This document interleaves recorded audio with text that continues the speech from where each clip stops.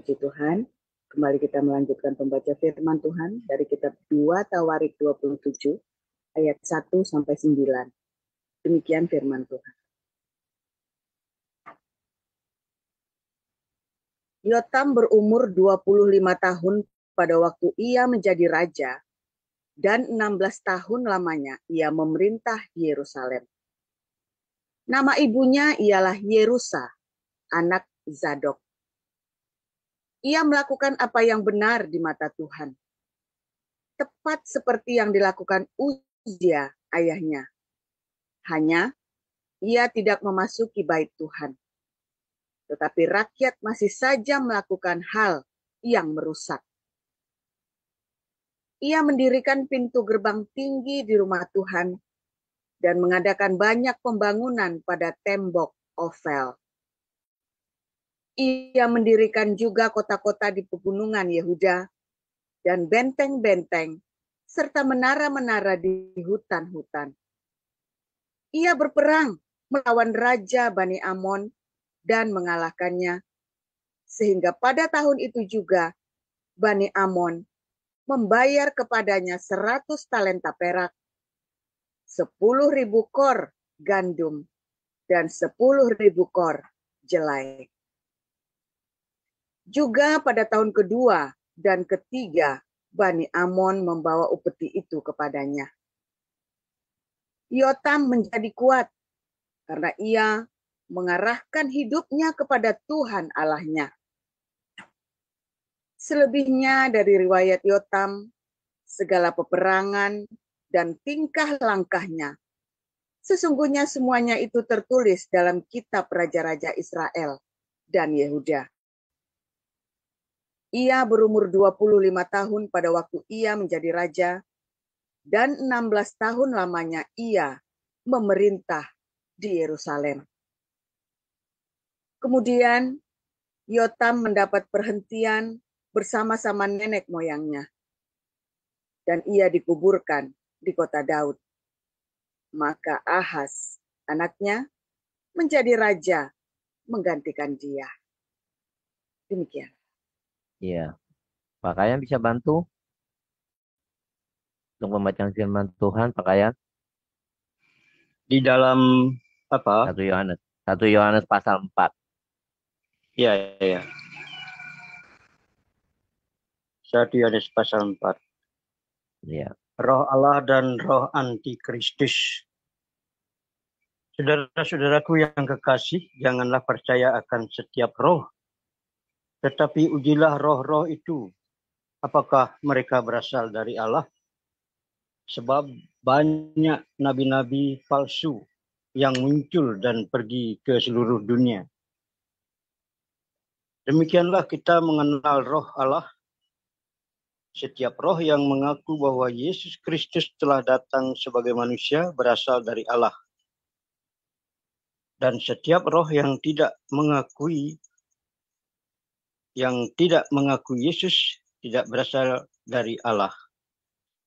Roh itu adalah roh antikristus, dan tentang dia telah kamu dengar bahwa ia akan datang, dan sekarang ini ia sudah ada di dalam dunia. Kamu berasal dari Allah, anak-anakku, dan kamu telah mengalahkan nabi-nabi palsu itu. Sebab roh yang ada di dalam kamu lebih besar daripada roh yang ada di dalam dunia. Mereka berasal dari dunia. Sebab itu mereka berbicara tentang hal-hal duniawi, dan dunia mendengarkan mereka. Kami berasal dari Allah. Barang siapa mengenal Allah, ia mendengarkan kami. Barang siapa tidak berasal dari Allah, ia tidak mendengarkan kami. Itulah tandanya roh kebenaran dan roh yang menyesatkan. Saudara-saudaraku yang kekasih, marilah kita saling mengasihi, sebab kasih itu berasal dari Allah. Dan setiap orang yang mengasihi lahir dari Allah dan mengenal Allah. Barang siapa tidak mengasihi, ia tidak mengenal Allah, sebab Allah adalah kasih. Dalam hal inilah kasih Allah dinyatakan di tengah-tengah kita, yaitu bahwa Allah telah mengutus anaknya yang tunggal ke dalam dunia, supaya kita hidup olehnya. Inilah kasih itu. Bukan kita yang telah mengasihi Allah, tetapi Allah yang telah mengasihi kita dan yang telah mengutus anaknya sebagai pendamaian bagi dosa-dosa kita. Saudara-saudaraku yang kekasih, jikalau Allah sedemikian mengasihi kita, maka haruslah kita juga saling mengasihi. Tidak ada seorang pun yang pernah melihat Allah. Jika kita saling mengasihi, Allah tetap di dalam kita dan kasih-Nya sempurna di dalam kita. Demikianlah kita ketahui bahwa kita tetap berada di dalam Allah dan Dia di dalam kita. Ia telah mengeruniakan kita, Ia telah mengeruniakan kita mendapat bagian dalam Roh-Nya. Dan kami telah melihat dan bersaksi bahwa Bapa telah mengutus anaknya menjadi juru selamat dunia. Barang siapa mengaku bahwa Yesus adalah anak Allah, Allah tetap berada di dalam dia dan dia di dalam Allah. Kita telah mengenal dan telah percaya akan kasih Allah kepada kita. Allah adalah kasih, dan barang siapa tetap berada di dalam kasih, ia tetap berada di dalam Allah dan Allah di dalam dia. Dalam hal inilah kasih Allah sempurna di dalam kita, yaitu kalau kita mempunyai keberanian percaya pada hari penghakiman. Karena sama seperti Dia, kita juga ada di dalam dunia ini. Di dalam kasih tidak ada ketakutan. Kasih yang sempurna melenyapkan ketakutan, sebab ketakutan mengandung hukuman, dan barang siapa takut, ia tidak sempurna di dalam kasih. Kita mengasihi karena Allah lebih dahulu mengasihi kita. Jikalau seorang berkata, "Aku mengasihi Allah," dan ia membenci saudaranya, maka ia adalah pendusta, karena barang siapa tidak mengasihi saudaranya yang dilihatnya, tidak mungkin mengasihi Allah yang tidak dilihatnya. Dan perintah ini kita terima dari Dia. Barang siapa mengasihi Allah, ia harus juga mengasihi saudaranya. Demikian, Pak. Terima kasih untuk para lektor, Ibu Meliana dan Pak Kayan. Kita akan mendengarkan renungan firman Tuhan pagi hari ini dengan judul Yotam, Roh Intimidasi. Silakan Pastor Paul. Ya, mohon ditampilkan 1 Yohanes 4 tadi ayat 18. Di dalam kasih tidak ada ketakutan.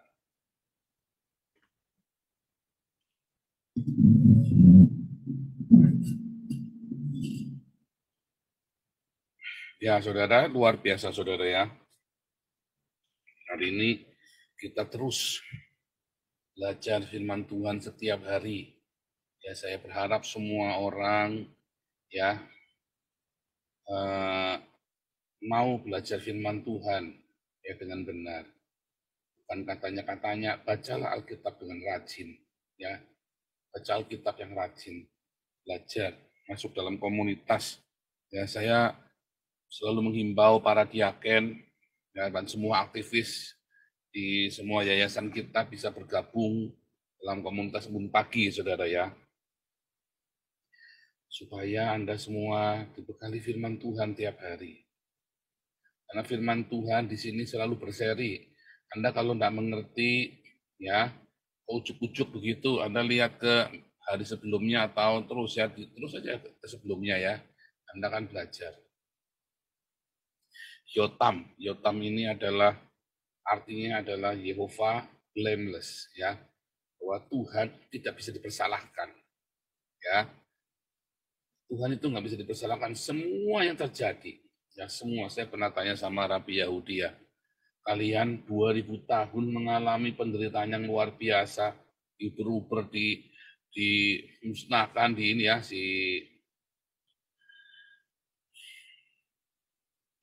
namanya Ruben ya. Dia seorang Rabi Yahudi, Ruben namanya ya. Saya tanya sama, kebetulan dia ikut belajar sama saya. Ya, jadi dia sama-sama dengan saya ya. Tapi dia Rabi Yahudi. Saya tanya sama Ruben, kamu mengalami begitu gimana? Si Ruben ini bilang, enggak, kita menyalahkan diri kita sendiri. Itu bukan salah Tuhan, salah kita sendiri. Dia bilang begitu. Saya kaget, saudara ya. Nah, itu saudara ya, itu bukan salah Tuhan. 2000 tahun mereka dibuang, dikucilkan, dibunuh, rundakan-rundakan. Anda bayangin betapa pahitnya orang-orang Yahudi ini ya. Nggak ada angin, nggak ada hujan, orang Yahudi ini bisa tiba-tiba dibunuh, dibantai, saudara. Orang-orang Tionghoa ini yang di Indonesia masih mending. Ya. Kalian orang Tionghoa di Indonesia itu masih mending.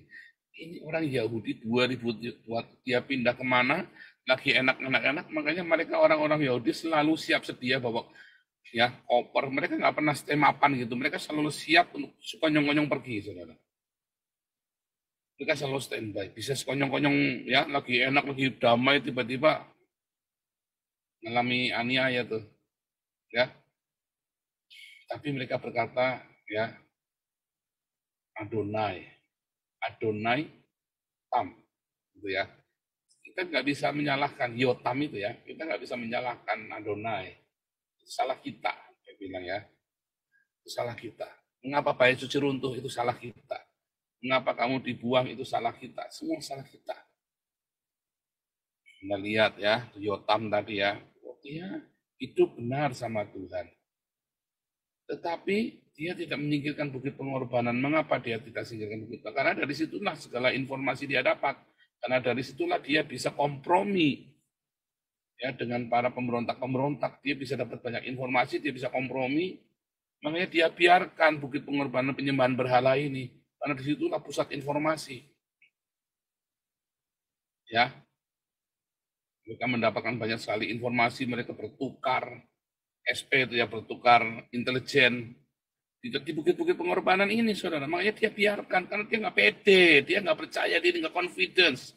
Dia takut menyinggung nanti ada orang lain. Ya, takut nanti ada yang tersinggung. Takut nanti ada yang tersinggung, nanti dia juga nggak aman, takut dibunuh, takut. Banyak ketakutan. Berapa banyak Anda orang Kristen, sudah hidupnya benar, ya, tapi Anda takut. Anda takut mengatakan kebenaran. Anda takut menyatakan cintamu. Jadi diam aja dan nanti ada yang marah. Saya dulu ngajak diakonia ya, sekelompok. Saya diajak masuk kelompok pendeta-pendeta. Ya, terus saya bilang, wah nanti gini, nanti begitu, nanti bahaya loh. Kan bagi-bagi makanan kok bahaya. Iya loh, saya mah kita bagi-bagi makanan waktu itu kita 3.000 pak ya. Kita 3.000 pak tiap hari, kita nggak ada masalah tuh. Ya, pokoknya banyak alasan intinya, saudara ya. Nah, itu ya. Takut ini, takut itu. Roh intimidasi, saudara. Makanya ya, Anda ketemu saya, hari ini saya tabrak semua tembok-tembok ketakutan itu. Maka ada yang senang. Lalu Anda bergabung. Mumpung lokomotifnya lagi banter, Anda orang cerdas. Anda orang berhikmat. Mumpung ini lokomotifnya lagi banter. Anda langsung lompat ya dalam gerbong-gerbong kami, hajar terus, saudara, tabrak terus. Tapi ada yang ketakutan, wah disumpah serapah lokomotifnya dilemparin pakai botol, pakai telur busuk, pakai apa ya, saudara ya. Takut, mereka sendiri tidak ngapa-ngapain, mereka prefer untuk takut, saudara. Mereka memilih untuk takut. Ya, gereja-gereja ini ya, gereja-gereja ini kan memilih untuk takut. YouTubers memilih untuk takut, saudara. Ketika ada yang orang berani, mereka marah. Iya kan? Saya pernah cerita nggak ya? Ya, suatu ketika, saya nggak tahu kalau ini ada satu ceritanya, ini primadona lah di SMA saya ya. Ini primadona ya. Teman sekelas saya, primadona. Tiap hari dia diapelin sama teman-teman saya SMA, saudara. Dan tadinya teman-teman ini baik sama saya, saudara. Waktu kelas 1, kelas 2 dia baik. Kelas 3, saya juga nggak tahu kalau ternyata saya banyak ini ya, banyak fansnya. Saya juga nggak ngerti ya. Maka saya jalan lah sama si cewek ini yang primadona di sekolah itu ya, sama-sama kelas 3. Ya. Saya nggak ada pikiran apa-apa ya. Kita mah polos-polos saja, kita nggak ada pikiran. Capu juga nggak ada, mau ngapelin juga nggak ada. Ya karena saya jalan aja sama dia, saudara. Saudara tahu waktu orang-orang ini ya, teman-teman saya ini kalau ngapain itu beregu, saudara ya, orang 10, orang 11 naik motor, saudara. Saya setiap kali datang ke rumah cewek ini ya sendirian, ya memang nggak ada pikiran apa-apa, saya juga nggak ada mau ngapain, nggak siang, ya nggak sore, pokoknya kalau ada perlu ya saya datang. Kebetulan kita sama-sama di organisasi siswa ya, di OSIS ya, saudara ya. Terus kita juga bikin panitia Natal ya, ada panitia Natal. Nah, saya berinteraksi dengan dia hampir setiap hari. Ya kita nggak ada pikiran apa-apa, ya kita jalan saja, saudara ya. Jalannya boncengan, ya kemana-mana. Ya memang nggak ada pikiran apa-apa, ya jalan kemana-mana, saudara. Begitu saya jalan, saudara, saya jalan sama cewek ini di depan rombongan cowok-cowok itu ya. Saya disorakin begitu, saudara. Saya bingung. Ini mereka teman-teman saya, tiba-tiba mereka kayak nggak suka sama saya. Gara-gara sendiri. Udah gitu ceweknya ngelandut, saudara kan. Ya biasa anak-anak begitu kan, dia merasa confidence dengan saya, jalan sama saya, mereka pede. Ya kan, ya yang gelayut begitu kan. Saya juga nggak apa-apa, nggak ada pikiran jorok, nggak ada pikiran apa. Beneran, saudara ya. Nggak ada pikiran juga bangga, biasa aja ya. Karena saya punya banyak teman wanita, dan itu bukan pacar buat saya. Itu semua teman. Enaknya tuh gitu ya, kalau kita nggak pacar. Jadi saya pede saja, dan nggak ada pikiran mau mengambil keuntungan ngelaba, juga nggak ada pikiran. Waduh, saudara lihat ya, mereka ini ngapel selalu rame-rame keroyokan. Saat ada orang berani jalan sendiri sama primadonanya, mereka nggak suka, gusar mereka. Nah, ini kayak YouTuber Kristen ini, YouTuber Trinitas ini, saudara ya. Nggak ada yang berani ya untuk tampak muka dengan jelas ngata. Ada yang berani tampak muka, tapi kutu kupret, pecundang, saudara ya. Nggak berani menyerang seperti saya. Dan bahkan dia cuma cari duit aja. Begitu ada yang berani seperti saya, disorakin, saudara. Dihujat, dibully, caci maki, saudara ya. Padahal di belakang mereka, tolong dong cariin duit buat saya. Kurang ajar nggak nih orang ini, saudara? Di belakang dia besap saya, tolong dong cariin duit buat saya. Ya, kurang ajar, saudara. Pas ketika dia lagi live sendiri, dia hajar saya, saudara. Ya, dia jelek-jelekin saya segala macam. Nah, setelah itu saya tidak akan mau masuk ke tempatnya dia lagi. Saya tidak akan mau mengendorse dia lagi. Ini orang munafik, saya bilang. Bukan benci, pokoknya saya nggak suka orang munafik itu. Kamu bukan teman saya. Ya, saya nggak mau berteman dengan orang seperti itu. Itu nanti bahaya, nanti ada apa-apa kamu disikat. Saya bolak-balik ketemu sama orang begitu ya. Iya, enggak. Orang teman-teman saya itu orang yang iya, enggak gitu ya. Enggak ya, orang munafik di belakang WhatsApp gitu ya. Enggak, kalau sama saya kamu enggak orang yang clear, enggak orang yang jelas, kamu jangan berteman dengan saya. Serius, kamu sakit hati nanti sama saya. Ya, karena saya orangnya jelas. Iya, enggak. Saya kalau ngomong jeder, udah selesai. Tapi orang-orang pecundang ini ya, gereja-gereja banyak. Ketika ada orang yang berani, mereka akan mencaci maki, saudara. Bukannya malah mumpung ada lokomotif yang berani, numpang. Saya ingat ya filmnya Braveheart. Anda ingat filmnya Braveheart? Itu kan dari legenda masyarakat Skotlandia kan? Braveheart itu ya, Bruce Willis itu ya. Bruce Willis, sama Mel Gibson ya. Yang ceritanya Wallace ya, Bruce Wallace ya, ceritanya Bruce Wallace itu. Karena ada yang berani seorang Bruce Wallace, saudara. Maka para bangsawan yang sebenarnya benci sama raja, dia malah nggak suka, saudara, sama orang berani ini. Karena dasarnya pecundang mentalnya. Dasarnya pecundang. Saudara, ketika Pangeran Diponegoro berani ngelawan VOC, saudara, melawan company Belanda, apa yang terjadi, saudara? Para pangeran-pangeran, para bangsawan di Jawa itu malah benci sama dia, saudara. Benar nggak? Jangan berteman dengan orang seperti ini, saudara.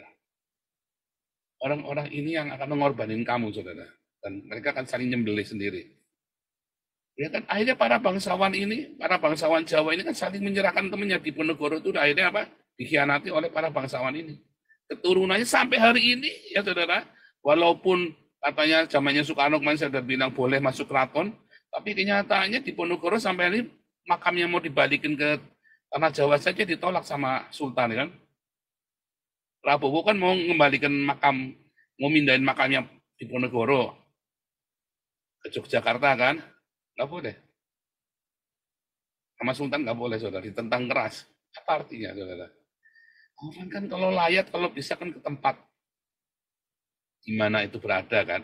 Leluhurnya dikumpulkan sama makam leluhurnya, supaya kalau nyekar itu gampang. Siapa yang nyekar Diponegoro keluarganya? Kudu pergi ke Makassar, saudara. Ya kan? Kalau papi saya nyekar, tinggal ke laut, saudara. Karena dulu dibuang ke laut. Kalau mami saya susah, saya mau nyekar mami saya susah, saudara, dari Surabaya. Nah, itulah saudara ya. Itulah makanya saudara ya, saudara lihat ya, betapa ya sebenarnya mengapa gereja tidak bertindak? Karena ada ketakutan. Mengapa Anda tidak berani menyatakan kebenaran, menyatakan kasihmu, bersaksi? Karena ada ketakutan di situ. Saudara tahu akibatnya dari ketakutan itu, saudara, maka saudara ya dilibas. Dan saudara berseru-seru kepada nama Tuhan, Tuhan tolong, Tuhan tolong. Tuhan tolong enggak? Enggak, saudara. Enggak, Tuhan enggak tolong. Kamu tidak akan kena kutuk, tetapi kamu akan ditindas. Nah, kena kutuk, Anda sekarang nyatanya tetap bisa jalan baik semua ya, gereja tetap bisa beribadah. Tetapi selalu ada nanti di gereja sana dibom, gereja sini dibakar, gereja sana ditutup. Tiap hari Anda mendengarkan itu dan Anda nggak bergeming, saudara. Anda cuma bisa ngoceng-ngoceng, deneng-deneng, diam-diam. Karena ada roh pecundang di situ. Itulah roh pecundang, saudara. Ya, dan Anda tidak bisa salahkan Tuhan. Dan Anda jangan tanya Tuhan mengapa. Dan jangan menyalahkan orang Islam, jangan menyalahkan pemerintah. Kamu yang salah, kenapa kamu tidak bertindak? Kamu tidak punya cinta, ya, karena kamu tidak punya cinta di hatimu, saudara. Ketika ada orang yang punya cinta yang menggelora dan dia bangkit, dikeroyok sama-sama, dikebuki, saudara. Dikebukin, saudara, serius. Untung ya cintanya melimpah ya saya, saudara ya. Untung cintanya melimpah luar biasa, melimpah ruah. Dikebukin kayak apa? Saya jalan terus, tambahi kecepatannya malah, saudara. Tabrak, saudara. Itulah sebabnya Anda jadi pecundang. Karena Anda tidak pernah berani menyatakan cinta itu kepada dunia. Selama Anda masih takut, ya Tuhan bertindak sesuai dengan imanmu itu. Tapi saya beriman, ya iman itu kudu bertindak. Iman itu bertindak, saudara, dengan cinta. Tuhan Yesus tidak ajari kita untuk bunuh pedang, ya. Tuhan Yesus tidak ajar kita untuk membunuh. Tuhan Yesus ajari kita kasih makan sebanyak-banyaknya, sekuat tenaga. Itu saja masih takut, saudara. Masih ada diakennya nggak berani tampak kamera, coba. Masih ada diaken yang masih nggak berani mengakui bahwa ini adalah proyeknya kita karena takut. Kalau takut nggak usah di sini, saudara. Jangan kalau takut nggak usah di sini. Ya, tampak muka dong. Ya diaken ini ya. Ayo tunjukkan, nyalakan kameranya. Serius ya, di mana ada kasih yang melimpah, ketakutan itu pergi. Kenapa Anda masih takut mati? Anda masih takut ini, takut itu? Karena Anda nggak punya cinta. Karena Anda nggak punya cinta, ya. Ada yang mau konseling katanya takut tikus mati, ada tikus mati dia takut, anjing mati takut, semua mungkin takut. Karena dia nggak punya cinta, dia nggak pernah diakonia. Simple sekali. Anda pengen menghilangkan rasa takut, mulailah dengan berdiakonia. Beneran, sepele ya. Mulailah dengan berdiakonia. Diakonia ada trigger dari cinta.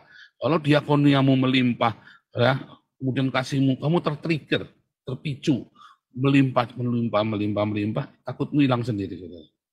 Saya juga sama, saudara ya. Dulu papi ngomong nanti jangan gini, nanti. Akhirnya kita jadi takut anak-anaknya, saudara ya. Kalau udah urusan sarang itu, ya kita digebukin apa ya kita ngalah, saudara. Sekarang saya nggak takut, saudara. Beneran nggak takut. Diukur-ukur begini se-Indonesia sama wakil presiden. Enggak, beneran nggak takut. Dikira mereka nggak bisa bunuh saya di sini. Bisa, rumah saya jelas, saudara. Ya, banyak juga yang udah berkhianat sama kita tahu rumah saya dan mengkhianati saya. Banyak, saudara. Saya nggak takut. Kalau Tuhan belum berkehendaki, nggak akan jadi, saudara, pokoknya. Beneran, saudara ya. Orang Indonesia kalau kesini ajak ke rumah nginep. Nggak takut. Karena saya punya cinta yang melimpah, saudara ya. Dan saya lakukan. Enak ya hidup begitu ya. Saya merdeka, nggak takut ini, nggak takut itu. Waspada. Bukan karena takut, karena berhikmat. Karena saya berhikmat, bukan karena takut. Waspadanya saya karena takut. Orang kalau punya cinta, dia akan berhikmat, hati-hati. Tapi orang kalau tidak punya cinta, dia akan ketakutan. Paranoid. Itu bedanya. Dan saya berhati-hati berhikmat. Nah, tadi saya pede jalan. Ya. Enak, saudara, hidup tanpa ketakutan itu. Ada yang takut hari esok, ada yang takut nanti kalau pensiun bagaimana, ada yang takut kalau mati bagaimana, ada yang takut nanti kalau ditinggal sama suaminya, ada yang takut, mulailah dengan berdiakonia, saudara. Mulailah melimpah dengan cintamu, saudara. Picu cintamu dalam diakonia, yang militan, jangan tanggung-tanggung, ya karena Anda tanggung-tanggung juga sih kalau diakonia. Anda siapin beras di mobilmu, siapin ya susu kotak ya, kalau ada anak-anak itu Anda kasih bagi-bagi. Anda siapin coklat, siapin apa pokoknya ya. Siapin ya. Diakonia mandiri. Kalau Anda nggak punya waktu, Anda nyumbang ke Damaris yang banyak. Anda punya waktu, lebih baik lakukan sendiri akan lebih baik. Tapi kalau Anda nggak ada waktu, Anda nyumbang yang banyak ke Damaris. Serius, saudara ya, serius. Di dalam kasih tidak ada ketakutan. Kalau Anda melakukannya, cinta itu melimpah, tiba-tiba rasa takutmu hilang. Serius, saudara ya, saya sih nggak takut apa-apa sekarang, saudara ya. Serius ya, kalau tanya kamu takut apa? Nggak takut apa-apa, nggak ada kepikiran. Kamu takut? Nggak ada kepikiran takut apa-apa, nggak ada yang saya takutin. Nggak ada saya malam-malam terbangun karena ketakutan, nggak pernah, saudara. Ya, luar biasa ya. Di dalam cinta itu tidak ada ketakutan. Kalau Anda masih punya ketakutan apapun, Anda takut sama kecoa, jangan-jangan Anda juga nggak punya cinta, saudara. Anda takut sama mati, Anda takut ditinggal suami atau istri, Anda takut nggak bisa bayar sekolah, karena Anda nggak punya cinta. Milikilah cinta. Pak, saya nggak punya uang buat diakonia, nggak mungkin, saudara. Tidak mungkin orang tidak bisa berdiakoninya, itu tidak mungkin. Tuhan kasih 1 talenta, 2 talenta, ya 5 talenta. Tuhan kasih. Ada yang cuma 1, ada yang 5. Ya, tapi Tuhan pasti kasih. Masalahnya kebanyakan yang punya 1 talenta merasa miskin dan merasa Tuhan jahat. Udah cuma dikit, masih diminta. Ya kan? Talenta itu cerita diakonia loh, saudara. Bukan main musik, bukan. Ngawur itu orang-orang nafsirkan. Talenta itu cerita diakonia. Ada yang 1 talenta, ada yang orang miskin sekali. Pak, saya penghasilannya cuma 1 juta sebulan, Pak. Bisa diakonia, jangan ngomong nggak bisa, saudara. Dalam nama Yesus melakukannya. Dan itu adalah sebagian besar dari hidupmu, kata Tuhan. Kalau kamu lakukan dengan sungguh-sungguh. Bisa. Ya. Bukan rupiahnya. Tapi proporsi dari hidupmu itulah, saudara. Ya kan? 100.000 dari 1 juta itu 10%.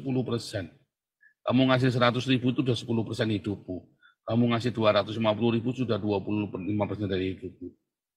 Ya, tapi Anda 1 juta, dari 100 juta itu cuma 1%. Anda yang penghasilannya 100 juta, diakoni cuma 1 juta. Kikir, pelit. Makanya kamu masih punya ketakutan. Bahkan Anda sudah ngasih 50% dari hidupmu, sisanya masih 50 juta, saudara. Masih 50 juta, sementara yang 1 juta ini cuman sudah ngasih 25%, sisanya cuman ya, cuma 750.000. Anda sudah ngasih separuh, sudah itu sisanya masih 50 juta. Ini orang sudah ngeden-ngeden, saudara. Ngasih ya 10% lah 100.000. Sisanya cuma 900.000. Anda sudah ngasih 50% saja, sisanya masih 50 juta. Masih kurang, saudara. Nah, disitulah makanya Anda hidupnya ketakutan. Karena Anda pelit, Anda kikir. Di dalam kasih nggak ada ketakutan. Coba trigger. Anda memberi sampai 1 titik. Ya, sampai tiba-tiba kamu brol gitu ya. Wah, itu cinta itu melimpah. Kamu udah nggak takut apa-apa lagi. Berkat melimpah. Kamu hidup dalam damai sejahtera. Kamu akan melihat Tuhan di situ, saudara. Kamu akan selalu punya rema menurut Kudus setiap hari. Mulai dari diakonia. Mulainya dari diakonia. Kemudian mengasihi, mengampuni, memberkati, bersaksi. Bersaksi, bersedekah setiap hari, dan berdoa di dalam ketulusan. Nah, Tuhan Yesus memberkati.